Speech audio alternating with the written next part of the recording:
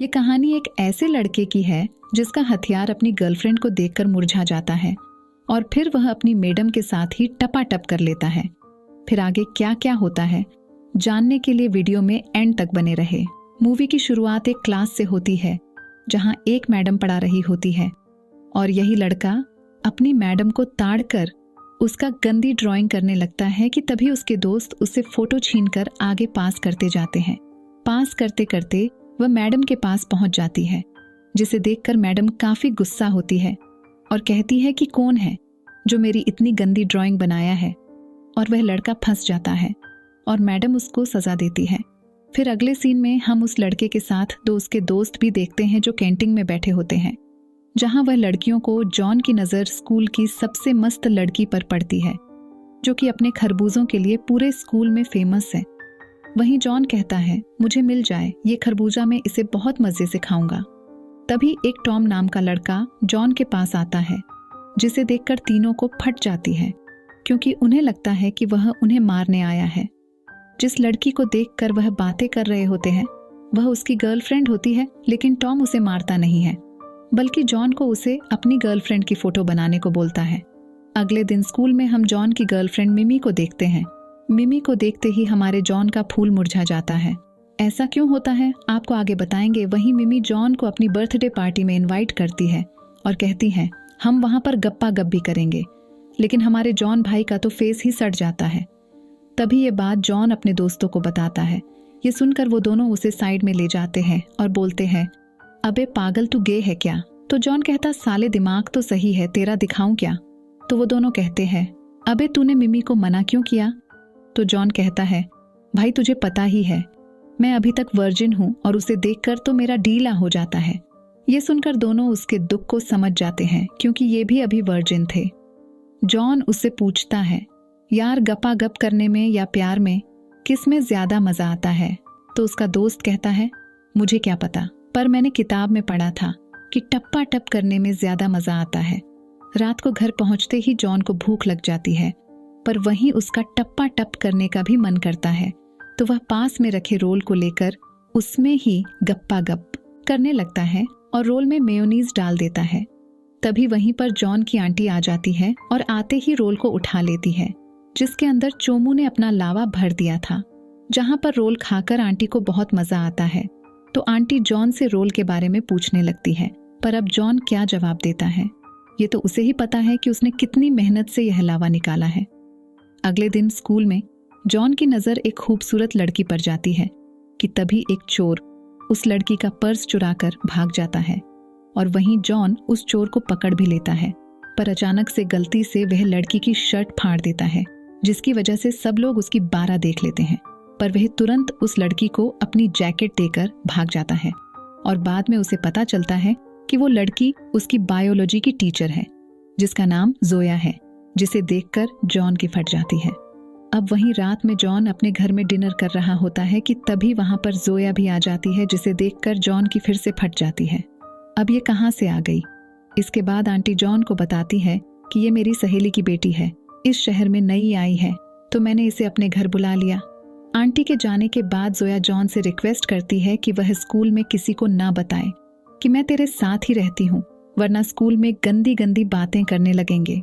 वहीं रात में जब जॉन सोने की कोशिश करता है तो वहीं जोया उसके सामने रूम में आती है और जॉन उसकी कैनी छैनी बना रहा है। यह करते करते सुबह हो जाती है और वहीं जॉन की नींद खुल जाती है और पता चलता है कि यह जॉन सपना देख रहा था। अब यह सपना का सच होगा या नहीं तो देखते रहिए। और आप जॉन की गर्लफ्रेंड का बर्थडे आ जाता है और वो अपनी बात के अनुसार जॉन को एक होटल में ले जाती है, लेकिन क्या फायदा, मिमी को देखकर जॉन का सामान मुरझाया रहता है, जहां मिमी जी जान लगा देती हैं, लेकिन जॉन का फूल नहीं खिलता और मिमी की सारी मेहनत पानी में मिल जाती है। इसके बाद वो मुंह लटकाकर घर पर बैठा होता है।